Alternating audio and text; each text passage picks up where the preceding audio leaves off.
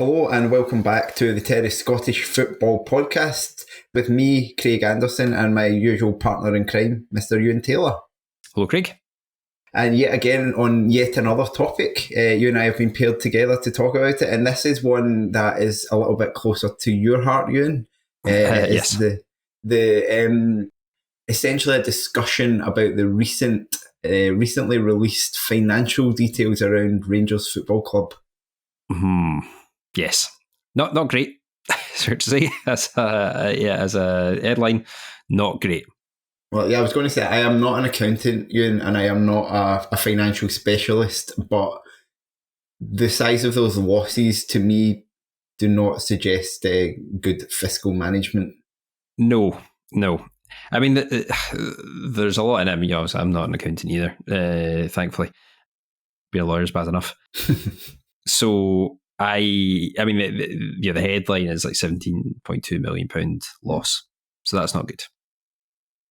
And Rangers obviously tend to make a loss and tend to be basically, basically since they've come back up to the top flight, apart from, I think, maybe one season where we made a profit. It's a very small profit.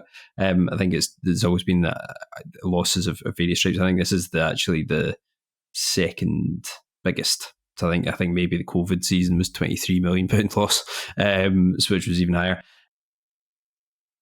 So there are things to unpick from it. So the good side is that, the good side is, as the club would have it, is that actually like the revenue and the income and all that's actually the highest it's been, which is we'll come back onto that. And where things could go badly wrong, as if that wasn't the case. But it's effectively been while I suppose the off-field performance has been fine-ish in that regard. It's just they've got the on-field decision so badly wrong that it's got everything. It's pretty much entirely responsible for the loss. I think it's only a £2 million operating loss if you a £2 million operating loss if you take the sort of football side out of it. But the player trading's just been a complete disaster, and the club have not been open and honest about how much of a disaster it has been at all, which we can come on to as well. And there are some ticking time bombs, I think, which basically Rangers have always been able to sustain this position because of the amount of money that's come in through Europe, through investor loans, through ticket sales. They've all been high, and there have been some big, the Champions League money one year, getting to Europa League final another year, actually selling some players for good money previously as well, and sort of Bassi and Patterson and so on. It's kind of harder to see where if those things are going to happen in the near future. And now, and I think there's a potential, if someone doesn't get a grip of it soon, for there to be a bit of a doom spiral, I would say. That's something that none of us want. Exactly. Agreed. Because I think that's it. It's like a lot of this in football, I think it's very easy for people to overly focus on like headline stuff about clubs making losses. Like football clubs make losses in general. Most football clubs make losses most seasons.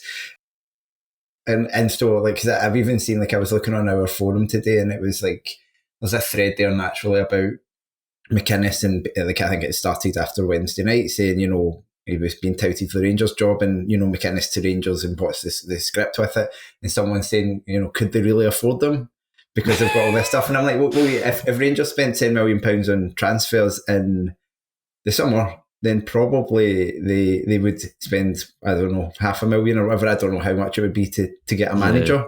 Yeah. And I think people get a wee bit, especially when it's a club that people don't like, and that there's a history of, there's a history clearly of financial was going to say malfeasance. That wouldn't be a good word because that would suggest irregularity, wouldn't it? I mean, yes. Well, there was a bit of that at times. Yeah. I don't want to get myself. I don't want to get myself sued. No. Badly run would be fair. Yes.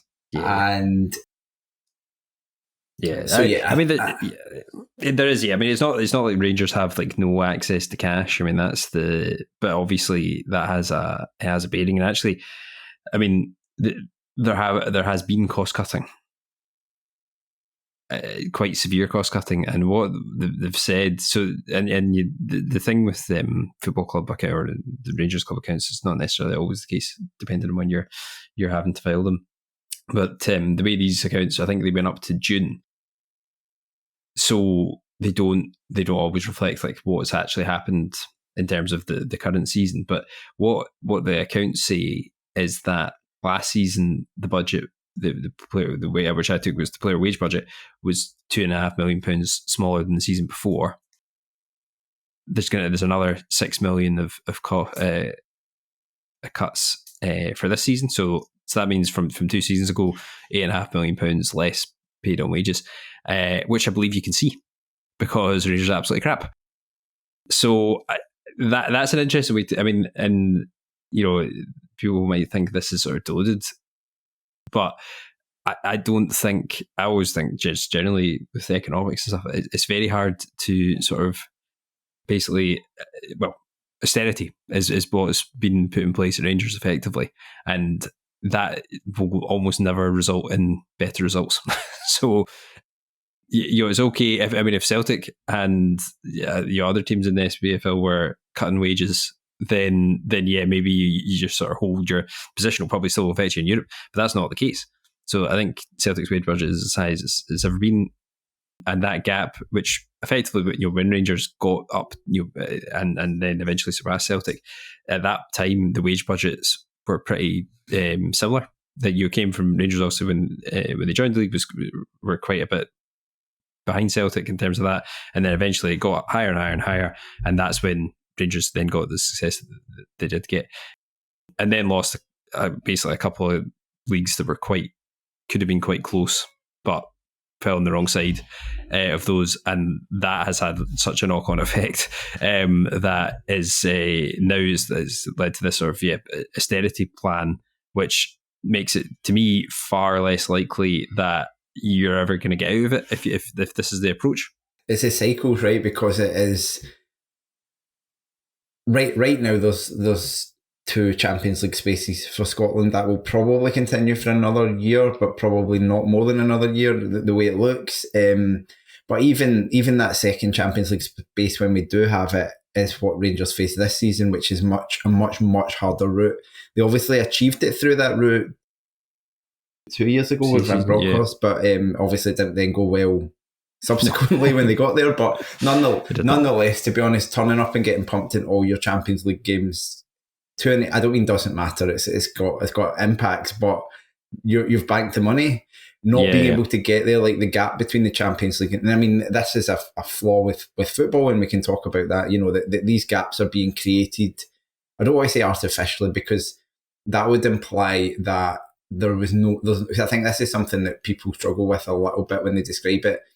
It's not that there's no meritocracy involved, because everything still has to be earned on the park, in the sense that clubs are not being handed automatic spaces to anything. You still need to qualify for stuff, but it creates this artificial gap that when you do get into that kind of that ring of success, that inner circle, it makes it easier to stay in it. And Celtic are going to benefit from that, because probably for the next few years Celtic are going to be in this league stage. They should be. They should be. I mean, they won't get into automatically next season, providing they win the league. No offense, Aberdeen fans. But because they would still have to qualify, but they'd go through this, the Champions path, in which they would be they'll have the highest budget of any team they play against, so they should get through.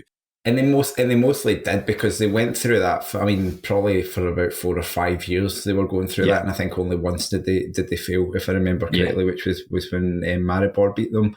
But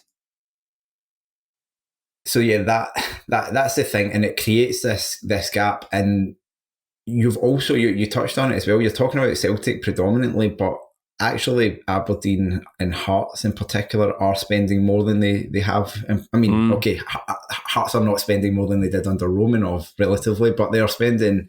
So yeah, they're still miles off Rangers in terms of the budget, but as we've seen this season, the gap is not what it was a few years ago.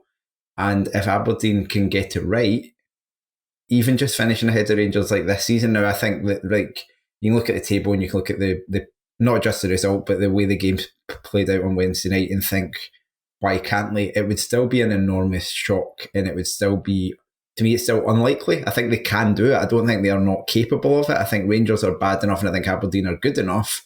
I know that you want to comment any further on this year after the vile abuse you received, but yeah.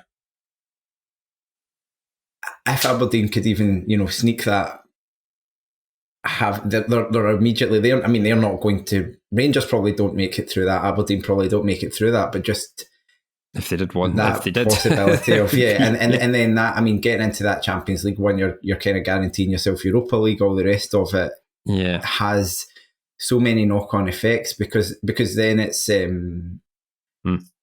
It's that self-perpetuating thing, and unlike I think sometimes clubs in the past, I think Aberdeen have a stability at the moment. Now maybe they've got the issue with the stadium, and that might never really go away, but where you think they probably can or do have someone who might invest a bit.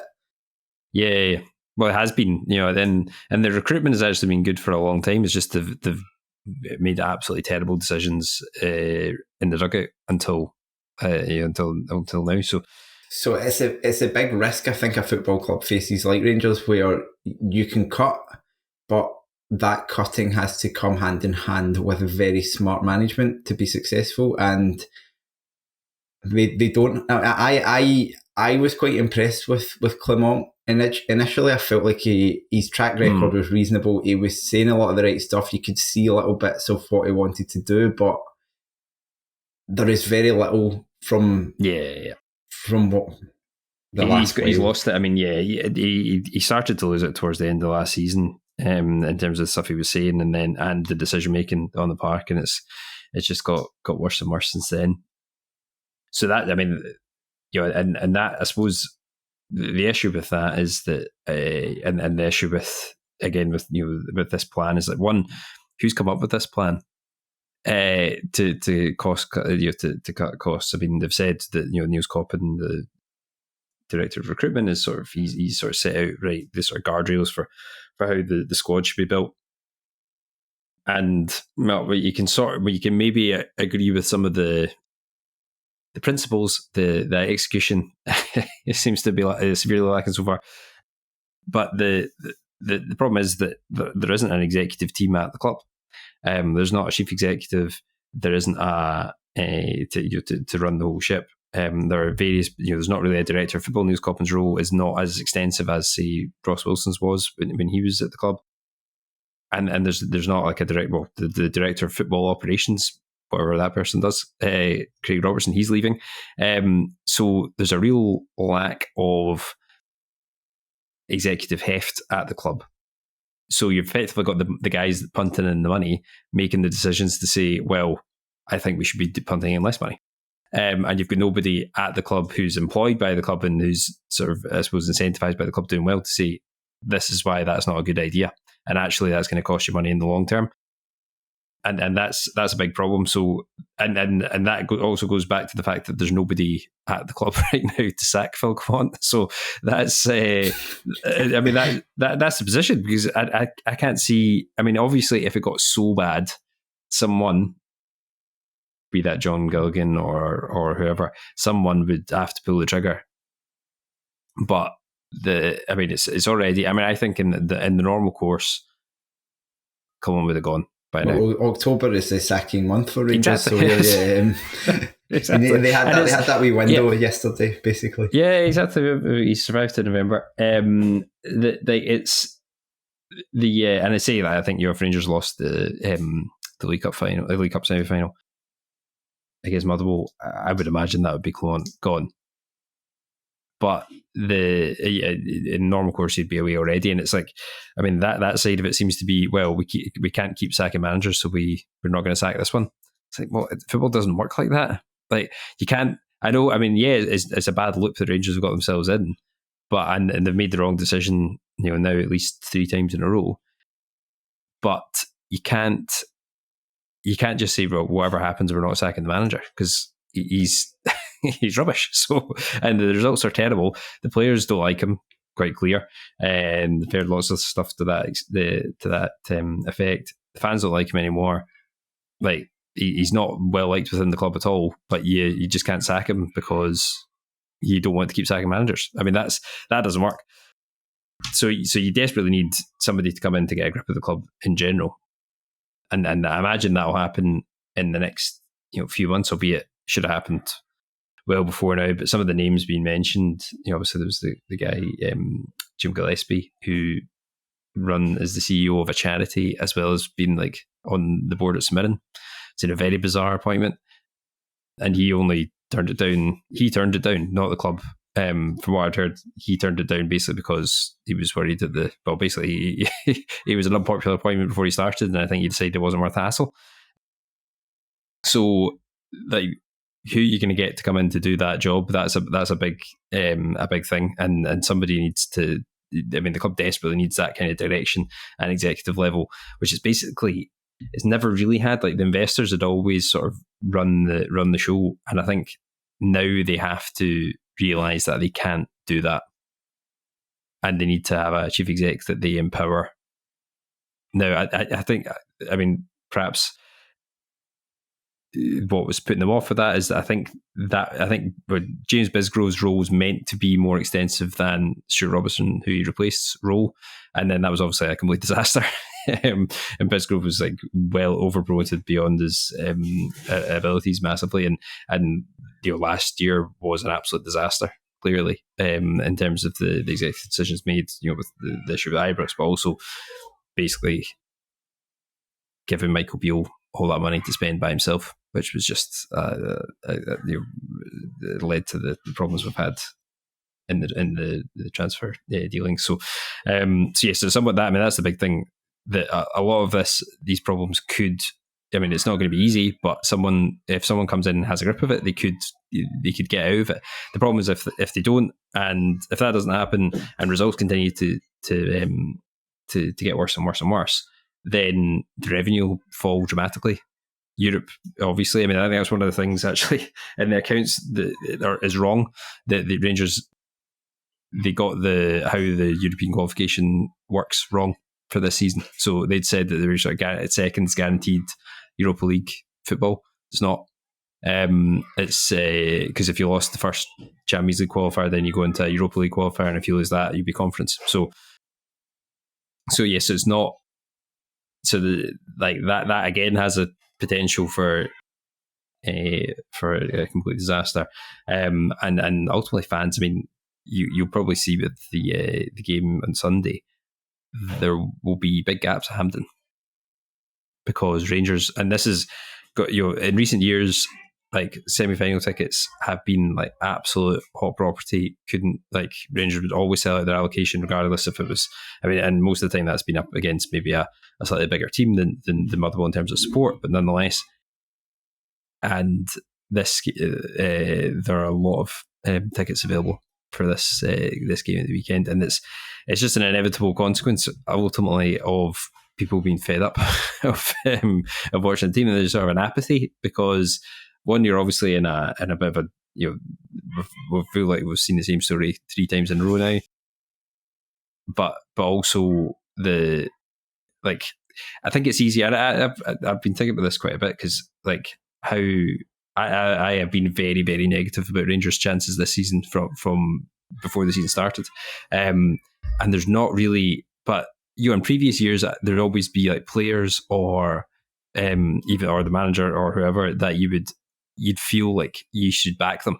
There's something there. They had something about them, and you actually like felt like defensive towards them. And I'd say that for the team. Like when people used to slag off Ryan Kent or Tavernier particularly, or Morelos or anything like that, you'd feel like no, you would stick up for them. there's nobody at the club other than Tavernier who's completely done. You have any like affection for, because there's been such a big turnover of players and none of them are good. So and the manager's not good. So there's really nothing. There's nothing for the fans to buy into, I think, which is again led to the sort of apathy, I think. And yeah, so that's where the sort of doom spiral. If someone doesn't get a grip of it soon, the revenues, all those sort of financial figures which look good in these accounts, they start to get worse and worse, and then it becomes harder and harder to get out of, and cutting that, you can only cut the budget so far before, like, you're absolutely nowhere near where Rangers need to be. So yeah, that's the problem, that unless someone gets a grip of it soon, it could get worse. Well, and I think you're talking about that apathy and that kind of the opinion of the supporters, and that there is a big spectre looming over the next couple of seasons in the kind of that magic number of 56, which is Celtic are one league title behind Rangers, or 0.7 league titles, depending on how you want to calculate things. Uh-huh. If you half Rangers first one and give Celtic their 0.8 of a title for a few years ago. But it seems quite likely now that in 2 years' time we'll be sitting here saying that Celtic have won the league more than Rangers. And that, for my entire lifetime, has been something that Rangers have never shut up about being the most successful team in Scotland, in Europe, in the world, whatever it may be. And that's probably all on the verge of disappearing, because I think the European stuff's no longer the case, I believe. And then I think Linfield have won more trophies than them, and I think Celtic are kind of coming up with them in terms of just trophies won. And if they also get overtaken in league titles, it's like, obviously it's like, in the grand scheme of things, not actually a big deal. It's like it should be an irrelevance, but when I think your club, but also a certain and not insubstantial section of the support make that a part of the club's identity, it becomes a bit of a tricky situation where you're like, we can't call ourselves the most successful club in Scotland anymore. You might still be able to try and call yourself the best club in Glasgow or whatever, but it's that in itself has got to be worrying, because it's just one of these like status things that will Celtic will obviously go daft about, and it will maybe again further signify the relative positions of the two clubs, and that's got to be a worry beyond, like, that might seem a petty little thing, but I don't think it will be. And these that kind of thing can properly, I think everybody sees that's going to happen, and it'll be that'll be really painful for the Rangers support, and there'll be a lot of gnashing of teeth at that stage as well. So, but it's more so than that, is that when that happens, which it will, if Rangers are getting better, then it'll be an easier pill to swallow, because then you'll be able to think, right, well, we've got a chance next season or whatever, okay, they caught us, but then we can just catch them back up again as well.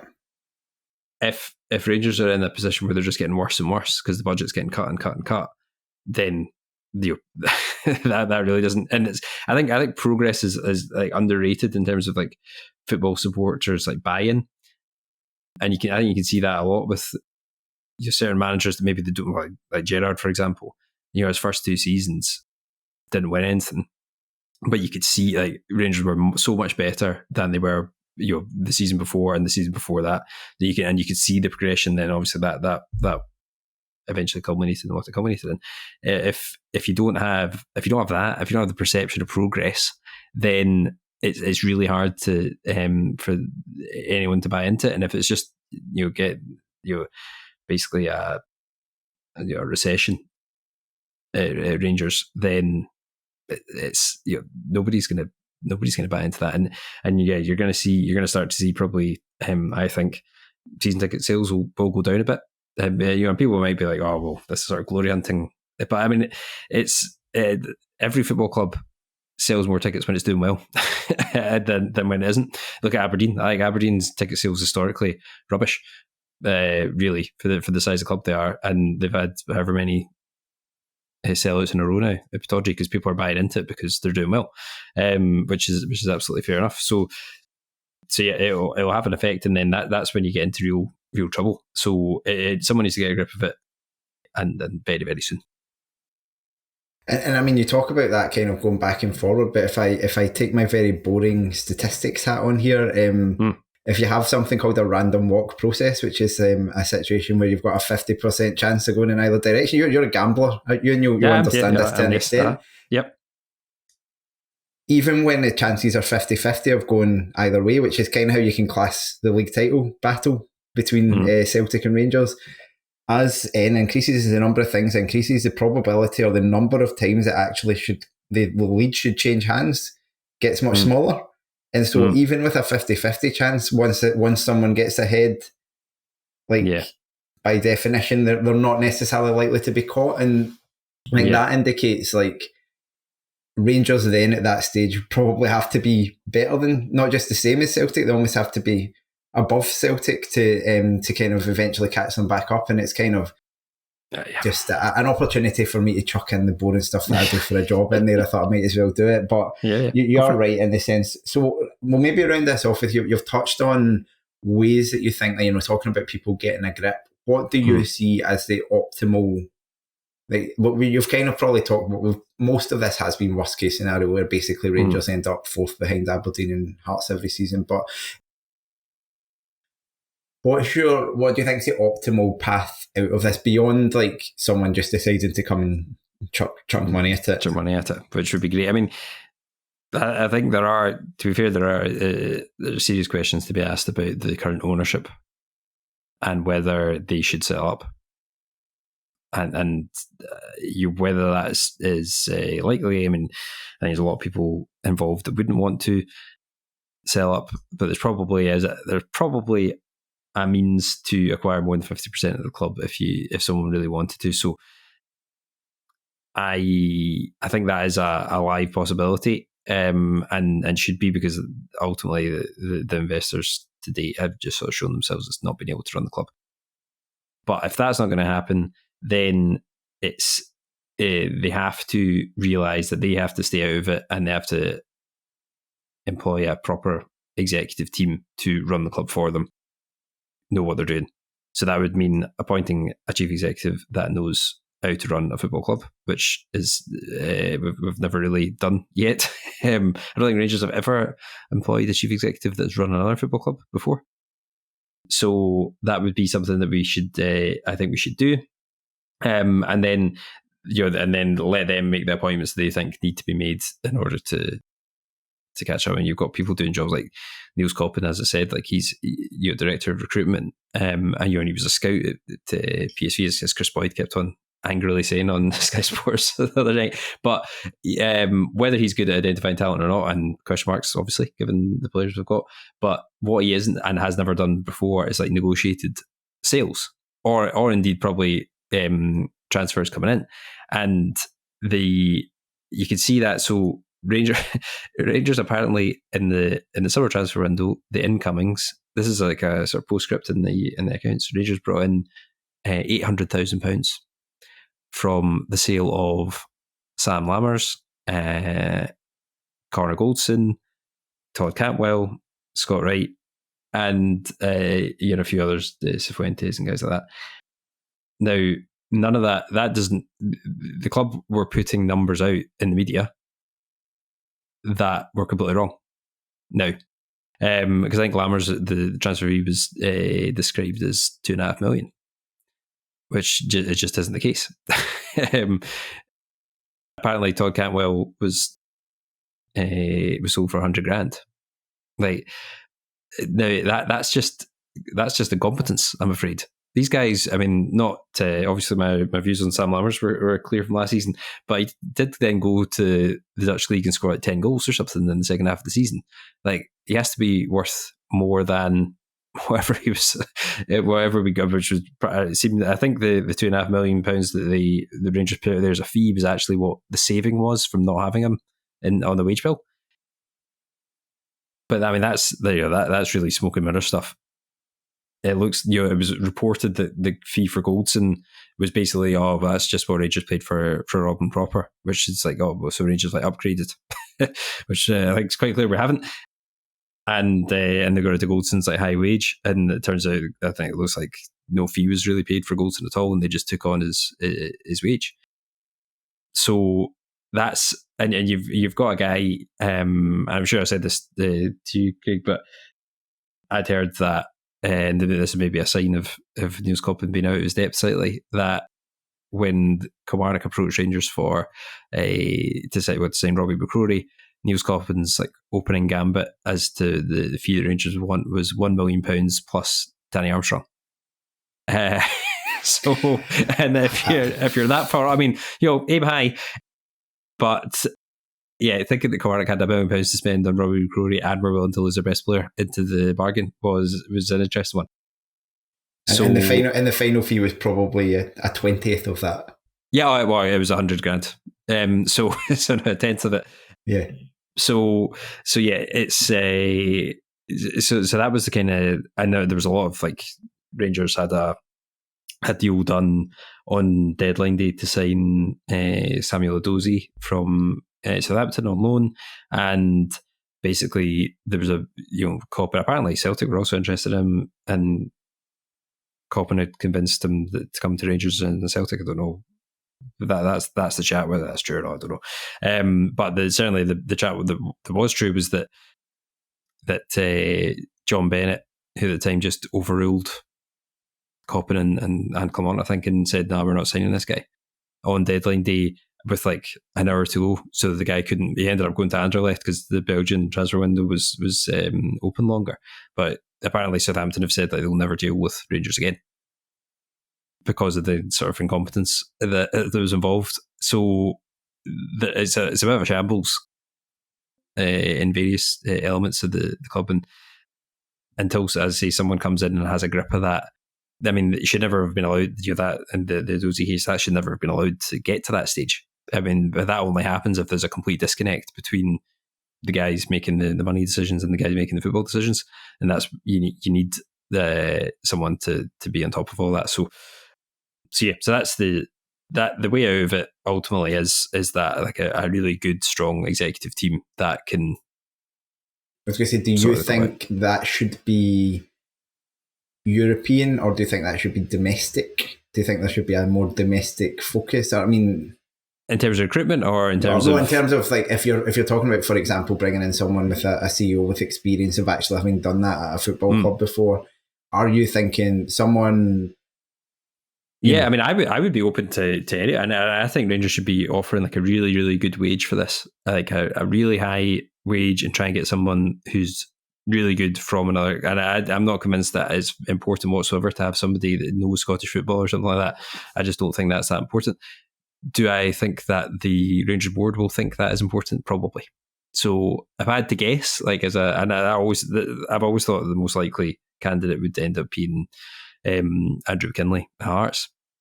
Now, would you be interested? I don't know, but that's this kind of thing, and the Hearts are bottom of the league right now. So would that go down that well? I don't know, but someone that I think the board would be more inclined to go with someone like that. I would be happily going for someone, just try and get somebody from a club abroad, or has recently worked in football, because to me there's a lot of things that need, the Rangers need to be a modern football club, and I'm not sure that effectively, I mean, there's not really the only club, the comparable club to Rangers in Scotland obviously is Celtic. So if you're looking, and clubs that Rangers should be benchmarking themselves against aren't domestic opposition. So well, you might get a really good exec from a Scottish club or involved in Scottish football. I think it's less likely. However, I'd be surprised if they did go abroad. Yeah, I think it's that challenge though, because it's so hard to disassociate going abroad with the experience they've had with the guys you spoke about. Now that is not because they're foreign; it's because they're not experienced. It's very easy. It's like when with the Scotland manager when it comes around, and it's like, oh, but what about Bertie Vogts? It's like, What about George Burley and what about Craig Levein and all the rest of it? Like, it's just a shit manager is a shit manager, but there is also that balance that I do wonder if.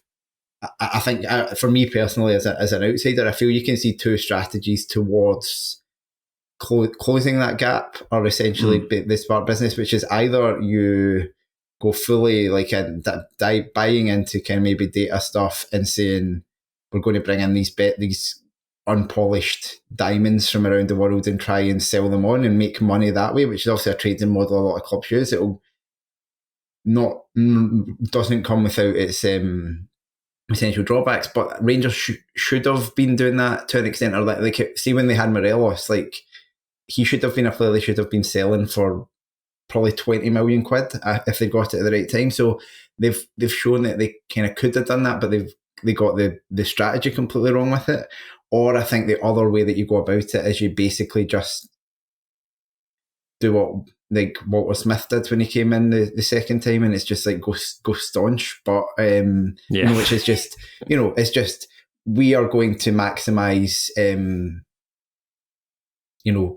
guys who've been there and done that and know the game and all the rest of it. And now that is also with its faults, because that's fine until the guys that you're trying to sign are just like, I mean, he did.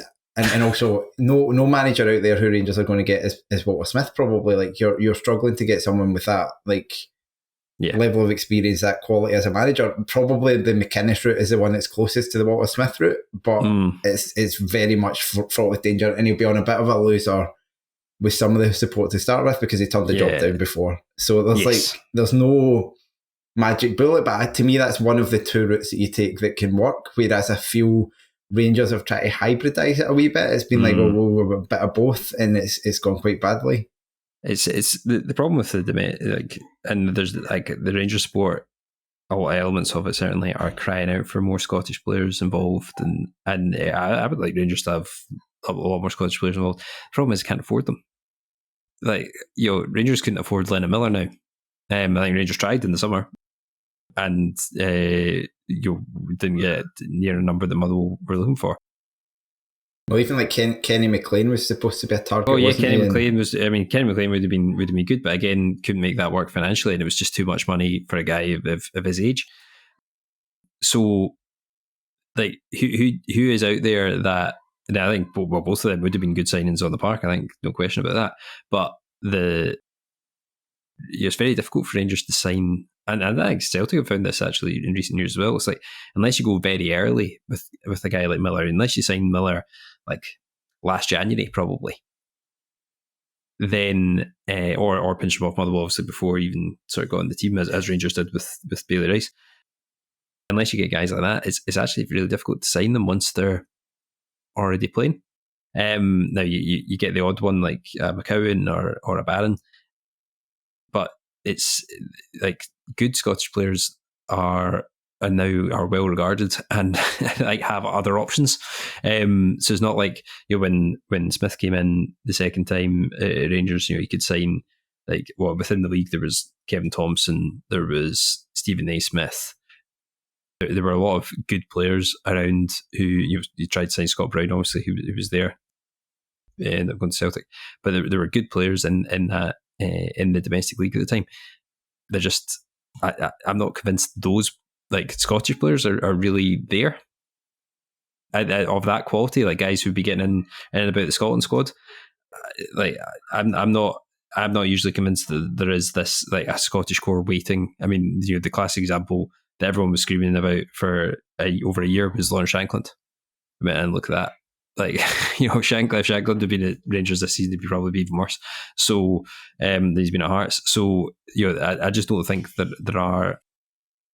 It's easy to say, like, oh, well, Rangers should just have signed loads of Scottish players. Rangers should have signed Lewis Ferguson. Well, yeah, should have done, and possibly could have done.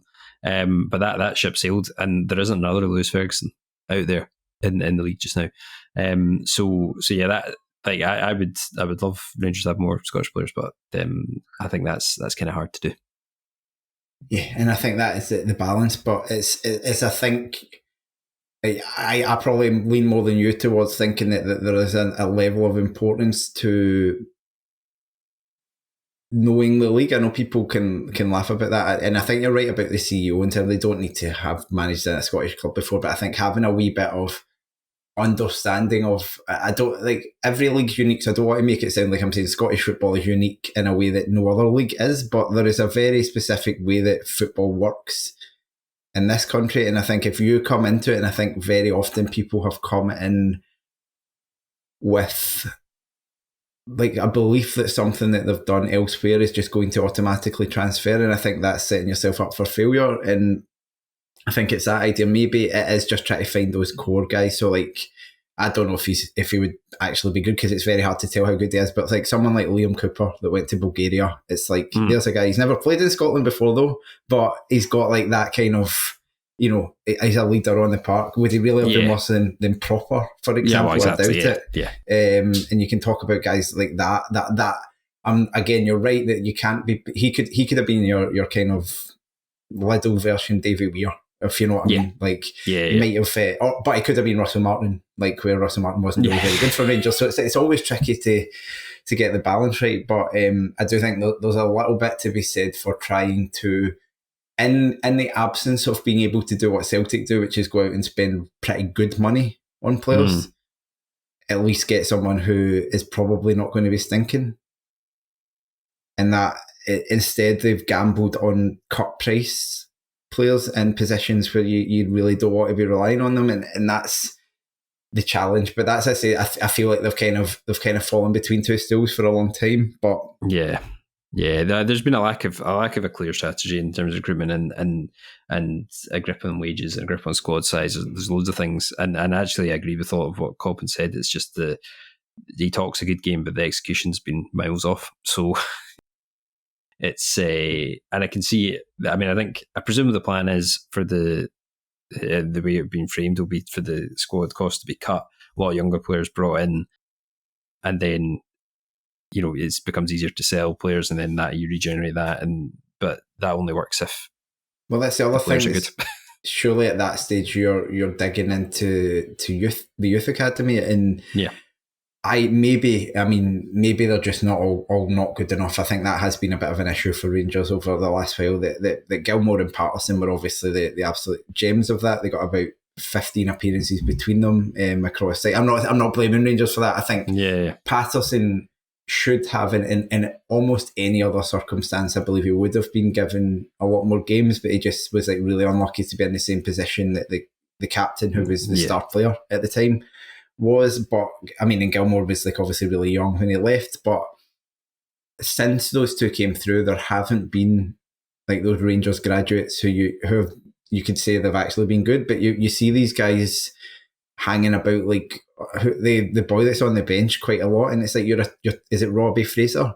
You're 21 and you're still just kicking about on the bench at Rangers, basically not getting a game. It feels like something's gone wrong somewhere. Either he should have been binned or he should be playing. And I think there's a lot like that. But I think you mentioned obviously the comparison with Lennon Miller and Bailey Rice. Like, surely if they're going to invest that much in a guy like Rice, he should be playing a lot more than he does. And I think that's like, if you talk about other ways you can make money, these guys cost you next to nothing. Leon King's another one. Maybe he's just not good enough. That's my feeling. But and he has played. He's played like 40 games for Rangers. It's not that he had 35 games for Rangers. It's not that he hasn't. But it's like, at some point you have to give these guys a go, because I see every time I see like when Kelly beat Rangers, people talking about like Lewis Mayo, and I don't think Lewis Mayo is remotely a Rangers level player, but also they let him go and didn't really bring in anyone that was that much better than him. And it's just all of this type of stuff. It's like, would these guys be the solution to the problem? No, but if there's a bit of a pathway, it might make other guys sit up a bit. And it's just like there seems to be a real unwillingness to give these guys a shot. But again, then Ross McCausland has had the shot, and he's just shite. Like, he's not. I mean, I'm sorry, that's a wee bit unfair on him. He has some attributes that make him a all right player at this level, and he would probably be okay if he played for another team that wasn't Rangers. But every single time he seems to start a game, he gets subbed at half time because he has no impact in a game. Him and Scott Wright, like, that I think Scott Wright, before he left, got subbed off. It was something like 7 times in a row at halftime. Like the last few games he started, and McCausland's certainly the last 2, he's been subbed off at halftime. It's just like they come on a day for like 10 minutes and look bright in a game, and then they get the chance to start the next game and they're rubbish and they get hauled off at halftime.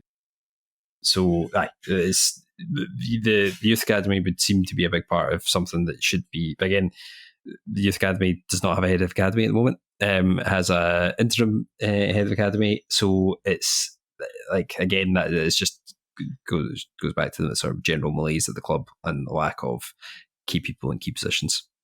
So it's hard for there to be a sort of overarching strategy, which, if Rangers are going to make a success of this, there's going to have to be certain things of, right, manager, you're going to have to use a certain amount of players from the academy, and that's it. Your squad size is going to have to be a lot smaller. We're going to have to, you're basically not allowed to sign older players at all, that kind of thing. And without sort of clear leadership, which there just isn't at the moment, that's not going to happen. So another reason that someone needs to actually come in and be in charge. Is there anything else to be said about Rangers? No, that's depressed enough. Excellent. Well, it's a good way to set you into the big cup semi-final weekend. So I've really put a spring in your step ahead of that. But can't be arsed. Cannot be arsed. But anyway, brilliant. Well, thank you, Euan, for joining me. Thank you, as always, to all the listeners for their contributions to the Patreon, and I hope everyone enjoys their weekend.